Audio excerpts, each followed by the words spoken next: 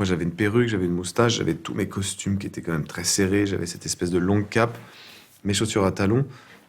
Je suis descendu de la loge, il y avait 300 mètres à faire. Mais j'étais tellement ridicule en marchant avec des... Parce que je sais pas marcher avec des talons. Et sur le pavé, je me tordais la cheville, puis les cheveux qui s'en mêlaient. Donc j'ai perdu vraiment toute crédibilité.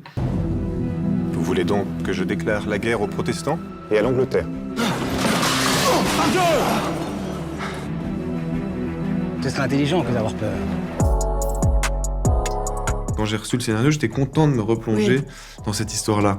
Et j'avais oublié aussi le contexte de la guerre, l'histoire avec les protestants. J'avais complètement oublié ça. Et en fait, c'est le fait qu'il y ait autant de sujets qui sont compilés les uns sur les autres qui font que le film est une sorte de film d'aventure qui est pas monotone, quoi. Où il y a plein de, c'est sinueux et c'est drôle comme tout.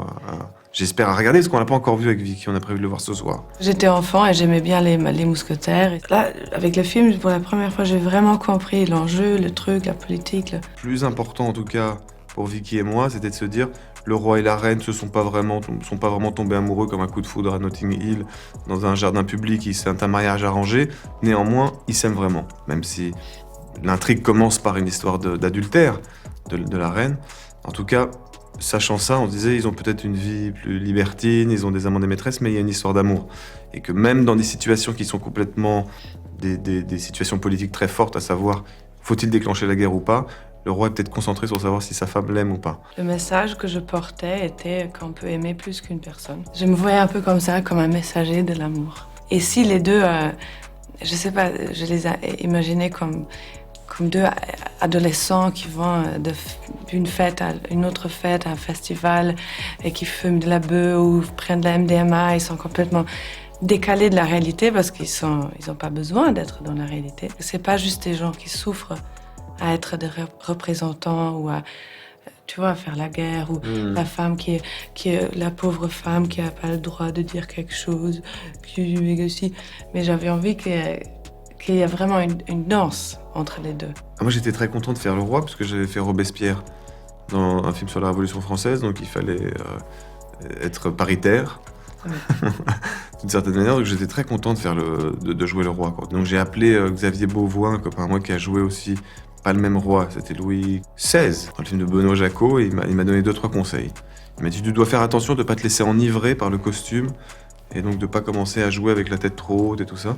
Donc il m'a dit, balade-toi un peu au milieu des gens pour voir l'effet que tu fais, puis ensuite tu redescendras pour jouer plus normal, parce que on se lève pas un roi, il se lève pas tous les matins en pensant je suis le roi, en jouissant du fait qu'il est le roi. C'était ça aussi qui était très intéressant en commençant à travailler, c'est de se renseigner sur l'époque historique qui est pas du tout moins violente que les histoires de Shakespeare, qui est tout aussi cruelle, tout aussi brutale, des histoires familiales affreuses, des rivalités entre frères qui sont des rivalités sanguinaires, une mère qui préférait Gaston de France, qui voulait pas que Louis XIII devienne roi. Enfin bon, c'est affreux, c'est des conspirations familiales terribles. Moi, ce qui m'amuse, c'est l'idée de justement que c'est des gens qui, alors, ils ont une vraie vie, ils vont aux toilettes, ils font tout comme nous.